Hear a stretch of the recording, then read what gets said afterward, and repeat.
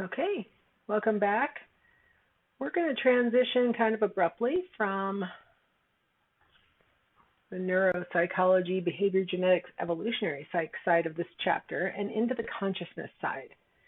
We're going to talk a little bit about what consciousness is first and get oriented towards this idea that we have a dual-track mind. I think I've been talking about the dual-track mind this whole chapter, but I'm going to really clarify it in this segment. So consciousness is our awareness of ourselves and our environment. So here we have this picture of this guy laying down on the rocks, and they're all covered in moss, and the waterfalls, cascading over him. I assume this is someplace warm. When I look at this picture, I'm assuming he's in Hawaii or, I don't know, Costa Rica or something, and it's warm, and the water's rushing over him, and think about all the things he's experiencing, right? He's got lots of different tactile inputs. He's got the texture of the rock and the moss. He's got the feel of the water slipping over his skin. He's collecting information about temperature and other kinds of tactile senses. He's also got smells and, the taste of the water and the sound of the water. He's got his eyes closed, so he's probably, not really seeing much, maybe just enjoying the other senses. But the idea is that his awareness of his consciousness of this experience is the combination of all those factors wrapped up into one thing. To kind of tie this back to what I mentioned when we talked about chapter 1, and I was talking about Wundt and his use of introspection to try and understand consciousness.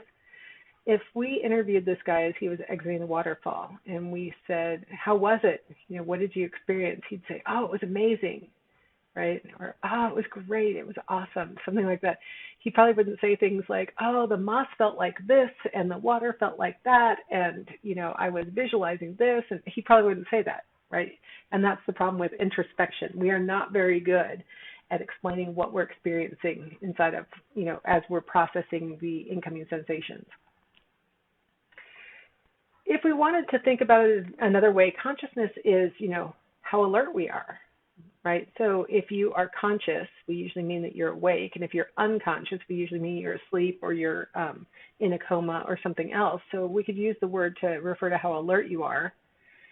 We could also look at the part of consciousness where we are self-aware, right? That we, for example, he would have to be self-aware to recognize that, for example, one of his arms is completely underneath the rushing water and one of his arms is mostly out. Just being aware where his body parts are, how things are feeling and sounding and tasting, all that self-awareness, right? It turns out that humans don't become self-aware immediately at birth. They have to grow into it. I have this little video where the baby is recognizing her own hand, and it's a pretty cute little, I don't know if it'll pick up on Panopto, so I'm just going to go ahead and push the play button and see what happens, because you only need to see a second because she's like recognizing her little hand for the first time.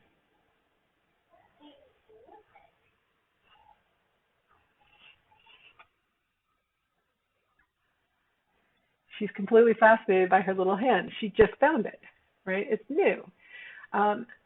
We have ways of testing whether an infant is self-aware that involve what's called the Rouge test.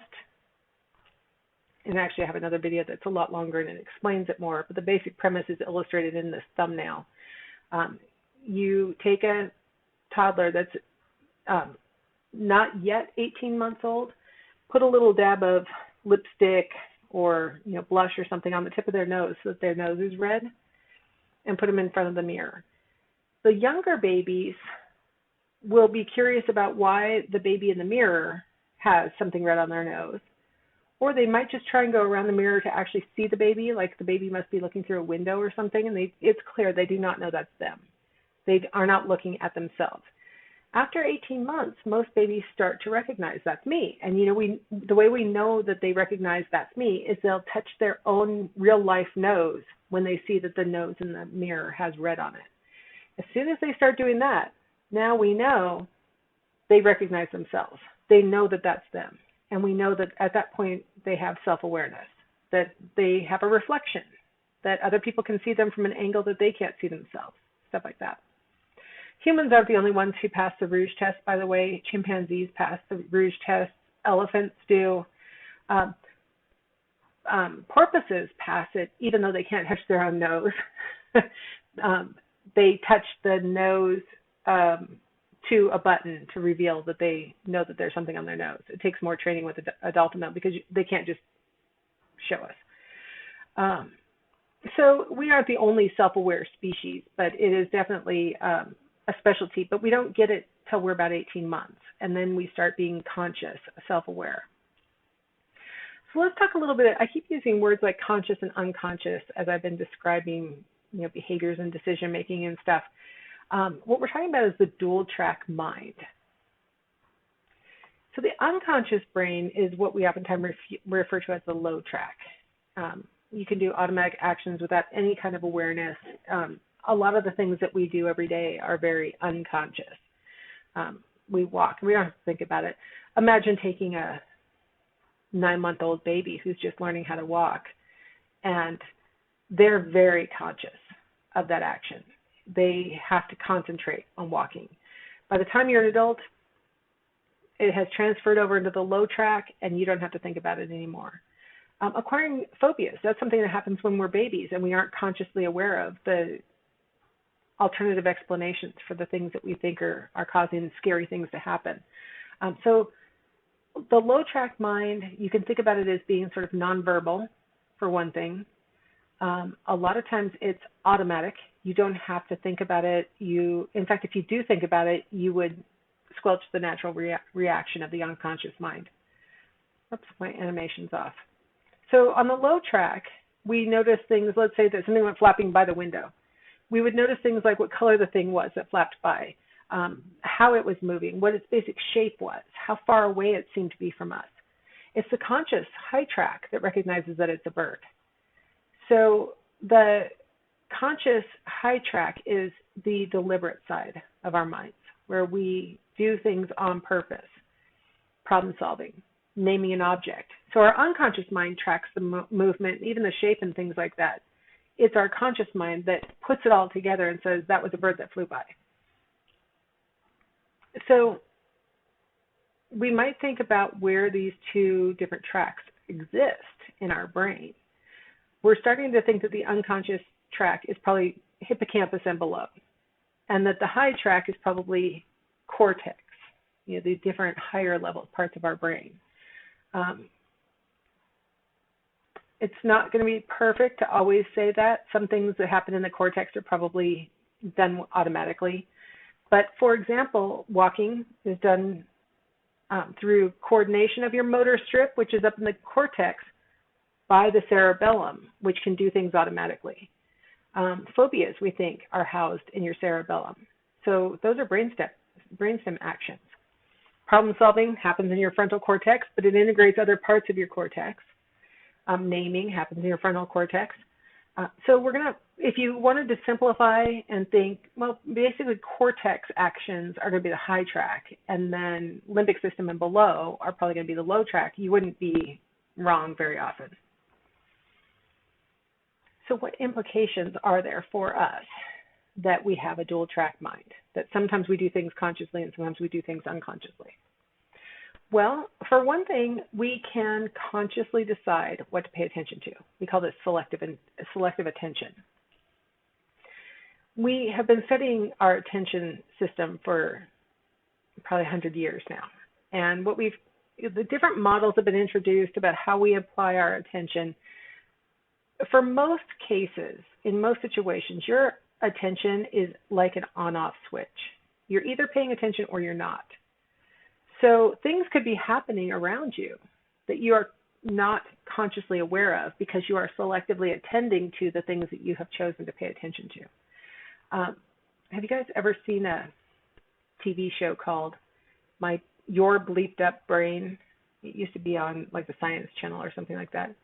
There was also one called Brain Games, and they would do a lot of games during the show to illustrate for you what they consider to be failures of your attention system or your reasoning system. And actually, a lot of the things that they showed were not failures. They were actually evidence that you use your dual track mind really effectively. Because if you have selective attention, if you can choose to place your attention on the thing that you want to pay attention to, that means you have selective inattention. You can decide what not to look at, what not to hear, what not to pay attention to.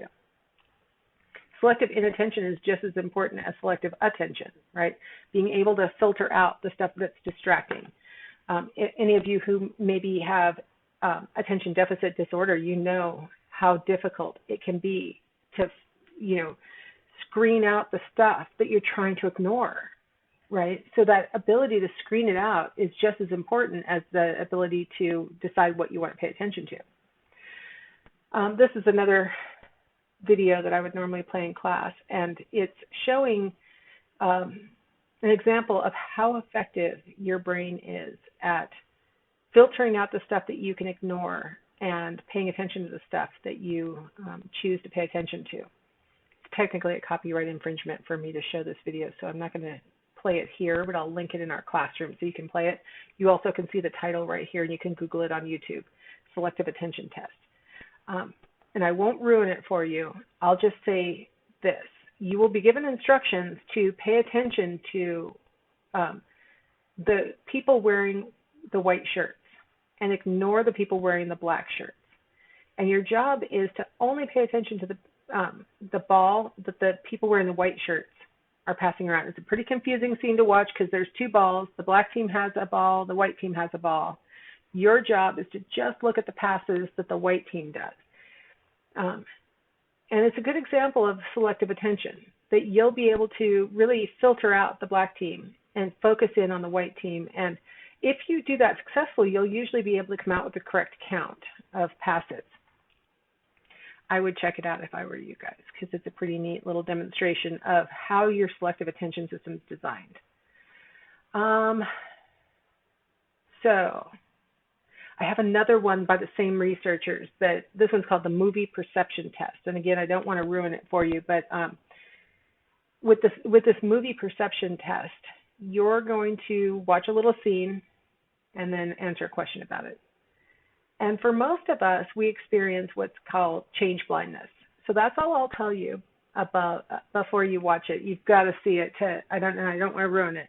To really illustrate that you will choose to pay attention to certain aspects of the movie, and you will not notice other aspects of the movie. It's a very quick clip. It's like, a 10-second clip. So take a second, check that out, and see how it illustrates for you this idea that you can pay attention to some aspects of the environment and completely miss other aspects of the environment. All right, hopefully you'll watch it. Oh, and I have a third one. Now this is a different researcher in this video. This one's from BBC, and it's called BBC Choice Blindness, if you're going to Google it on YouTube. This one is actually a really interesting example of how, and you won't be implicated in this one. They're going to tell you how the whole thing works, and it's pretty neat. But the idea is that sometimes we make choices, and we don't know why we made the choice, and we will come up with explanations that may or may not be accurate. They may not accurately represent the real reason why we made the choice. So that's a fun one to watch too. This one's a little bit longer. I think it's like 1.5 minutes. So these are totally worth watching so that you can see how the attention system really works. And the idea that I really want you to walk away from all three of these examples is that idea that you can consciously decide to pay attention to certain parts of the environment, and you can consciously decide not to pay attention to other parts. Sometimes the unattended parts are processed by your unconscious, and that can cause you to make choices or give reasoning that it illustrates that part of your brain did see the information. So check out those clips. Hopefully you'll look them up or click on them in the classroom. All right. I think it's a good time to take a little break, because when we transition into sleep and dreams, this could take a while. So let's go ahead and stop here, and we'll come back and talk about sleep and dreams.